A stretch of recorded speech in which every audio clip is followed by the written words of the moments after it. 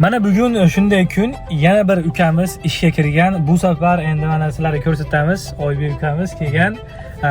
Ya'ni bu ID, ya'ni ishchi vizasiga shu yerda yurish uchun, bemalol yurish uchun hujjat. Bu qanaqa bo'ladi? Hozir ukamiz shuni ochadi o'z qo'li bilan.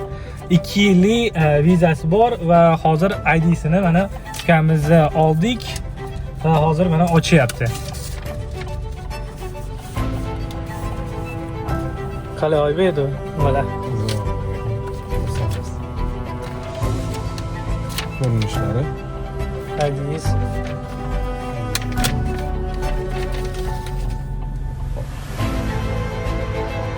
Okay. Bo'ldi. Xudoga yana ko'rishamiz.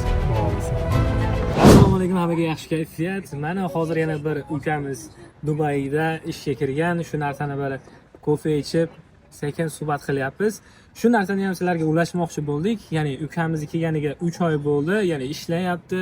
Ish jarayonida уже intervyu olishimiz ham kechikib ketdi. Lekin bir yaxshi xabar bilan sizlar bilan bo'lishmoqchimiz. Ya'ni qanaqa bo'ldi Dubayga kelib ishga kirishlari, shu joylashishlari, umuman Dubay hayoti bu bolaga qanaqa ta'sir qilganini va qanaqa oson va qiyinchiliklar bo'lganini o'zidan bir oz suhbat qilib bilib olamiz. Uka, o'zingizni bir tanishtiring. Birinchi ismingiz, qayerdansiz? Assalomu alaykum hammaga. Men ismim Oybek, Jizzaxdanman. Dubayga kelgan avgust oyida, 13-avgust kunidan kelganmiz. Nodir akam xizmatlari bilan servis orqali.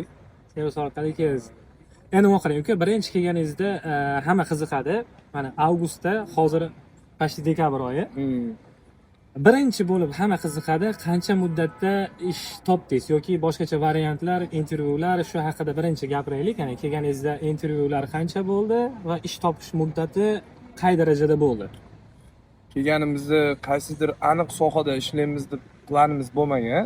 O'shaning uchun offline ish qidirishga chiqqanmiz. Men juda tez topganman. Kelgan kunim bo'lsa 3 kunda ish topganman. DMCCda Laylat Ziya restoranda waiterlik ish topganmiz.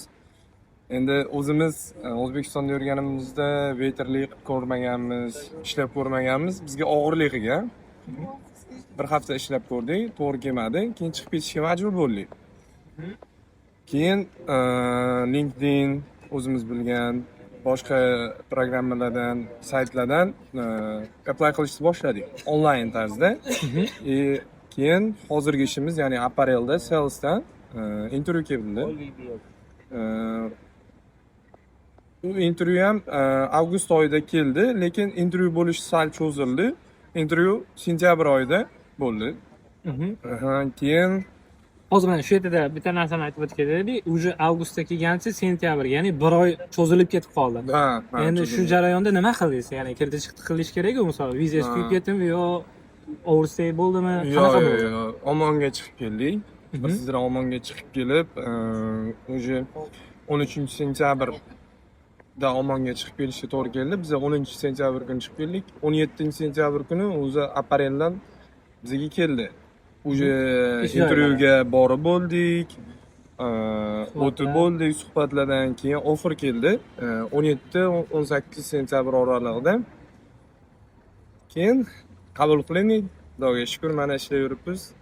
Mana hozir omonga chiqib keldik deyasiz. Hamma qiziqadi. Omonga rasot qancha bo'ldi? Omonga to'liq hisobda 430-450 dirhamlar, 450 to'liq bo'lganda. No, endi meniki eng ekonom variant, eng oxirgi varianti o'sha 450-400 atrofida bo'ladi. Hammani o'ziga qarab. Bu dirhamda 450, to'g'rimi? 450 dirham. Xo'p, mana kirdingiz. Ishga qancha tezda joylashdi? Mana restoranda bildingiz, sraz ishga chiqib ketdingiz. Sotuvchilikda ham xuddi shunday bo'ldimi, bo'lmadimi? Xuddi shunday bo'ldi desak ham bo'ladi. Ya'ni tezda chiqib ketdinglarmi? Yo'q. Ishni topishimiz, ya'ni intervyuga chaqirilishimiz tez bo'ldi, lekin ishni boshlashimiz 1 oy 20 kunlar vaqt oldi. Chunki vizaga protsesslar, kompaniyaga qabul qilinish, o'zini mayda-chuyda ishlari bilan 1 oydan o'tdi. To'liq ishga qabul qilinishimiz. Ya'ni 1 oy ishsiz ishni yotmadi. Nodir akamga rahmat. Bo'sh qo'ymadilar. O'zlarini shu oldilarida aeroportdan odam kutib olish bilan shug'ullandim vaqt oralig'ida. O'zlarini oldilarida ish qilib. Bu narsa misol uchun hali hamma narsaga ham bo'la olmaydi. Mana o'zlari kelgan, bular xuddi shu sohada meni servisimdan kelishgan. Ya'ni bu sohani tushungani uchun sizlarga o'xshagan odamlarga qo'yib berdim. Ya'ni kutib olishlari qanaqa bo'lishini zo'r qilib olgani uchun shu bolaga necha bo'lsa ham yordam bo'lib, короче, движениeni boshlab yubordi keliblar. Shunaqa holat. Endi agarda siz ham bu bola endi rus tili, ingliz tilini bilgani uchun yaxshigina nimaga kirdi va oliylari ham normalniy, lekin bu boshlang'ich etapi.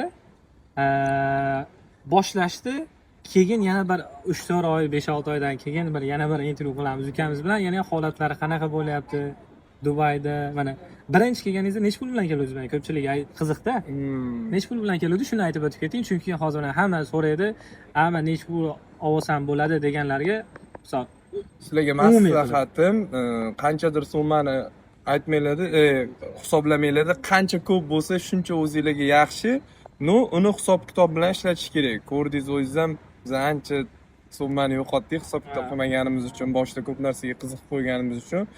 Men to'g'risi $900, $1000 atrofida kelganman. Yetdi. Nimagaki ish topgunimcha, ungacha bo'lgan xarajatlarimgacha. Boshida endi to'g'ri bo'ldi. Dubay, yangi shahar, qiziq ishlar. O'sha sababli unga yo'llar, agar hisob kitob bilan o'zingizlarga aniq maqsad qo'yib keladigan bo'lsanglar, 900 ming atrofida yetadi. Lekin bu bilan cheklanib qolish kerak emas. Qancha ko'p bo'lsa o'zingizlarga yaxshi. Lekin sharoit agar 800 gacha deylik, 800 ni qabul qiladigan, ko'taradigan bo'lsa, 800 bilan ham kelsa bo'ladi. Mana hozir o'zingizni tushunchangizdan, hozir shu ko'rdingiz atrofda 3 oy davomida yashadingiz, shuncha odam keldi, misol sizdan keyin. Shulardan kelib chiqib turib, nima tavsiya bera olasiz hozirgi kelmoqchi bo'lganlarga? Bitta narsada maqsad bilan kelish kerak. O'zi menimcha hammada kelishdan maqsad shu ishlab pul topib oilamga yordam beraman deyiladi. Ko'rdik unaqa bolalarni ham, chunki xizmat bo'yicha bizda ochilgan uylarga birinchilardan kelgan odam o'zim bo'lsam, ko'pchilikni ko'rdik, keldi, qanaqadir qiyinchiliklarni ko'tara olmasdan qaytib ketishga majbur bo'lganlari ham bor, eplab ketganlari ham bor, haligacha yo'lini topa olmaydiganlar ham bor. Misol uchun, nimadan bu maqsad yo'qligidan.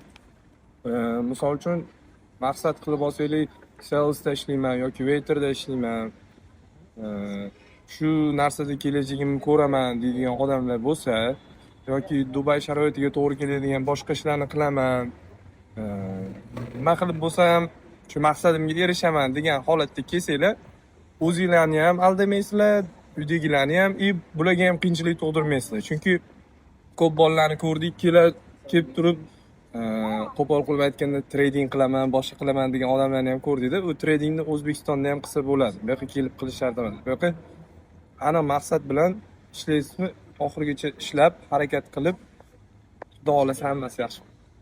Pul qilsa bo'ladimi, bo'lmaydimi? Albatta bo'ladi. Nimaga bo'lmaydi? Sizlar o'ylagandan ancha baland plankada pul qilsa bo'ladi. Shu sababli agar siz ingliz tilini biladigan bo'lsangiz, shunaqa hozir ikkilanib o'tirgan bo'lsangiz, qo'rqmasdan tilni bilib, ozgina mablag'ingiz bo'ladigan bo'lsa, bu yoq aytgandek bir $800-900 atrofida bo'lsa, bu 1 oylik rasxodda aytdi bu bola. Agar shunaqalar bo'ladigan bo'lsa, qo'rqmasdan o'zingizlarda sinab ko'rsanglar bo'ladi. Chunki tavakkal qilsanglar, Allohga tavakkal qilib chiqarish kerak. Chunki mana bu bolani men ishga olib kirganim ham yo'q yoki bu yerga borib qo'lidan ushlab nima qilganim yo'q. Mana qizil, mana qora dedim. Shu qizil bilan qorani bilib oldi, bo'ldi. Shuni amalida yurishdi va natijasi ham shuna bo'ldi. Ya'ni qora bilan oqni bildi, mana oq yaxshi narsa, qora mana dedim. Shu narsani qilishdi. Mana Alloh o'zini bir rizqini qo'shib qo'ygan ekan, kirib ketishdi. Ya'ni bizdan maslahat, sizdan harakat. Qolgani natijasi Allohdan. Shu sababli kelmoqchi bo'lsanglar, bemalol mana nara shift-uzastroga yozsanglar, servislarimiz bor. Servislar narxini men ochiq-oydin aytaman, hammaga $100 olaman. Chunki aeroportda parkovkasiga beraman, sizlarni kutib olaman, benzin sarflayman, vaqt ajrataman. Shu arzimaganiga $100 olaman. Agar qiziq bo'ladigan bo'lsa, bemalol direkt yozishinglar mumkin. Bu Telegramim. Shunga yozganinglardan keyin bemalol chiqaramiz. To'g'rimi-ku? Sizlar bilan Dubayda ko'rishguncha mayli, xayr. Salomat Sog' bo'lasizlar.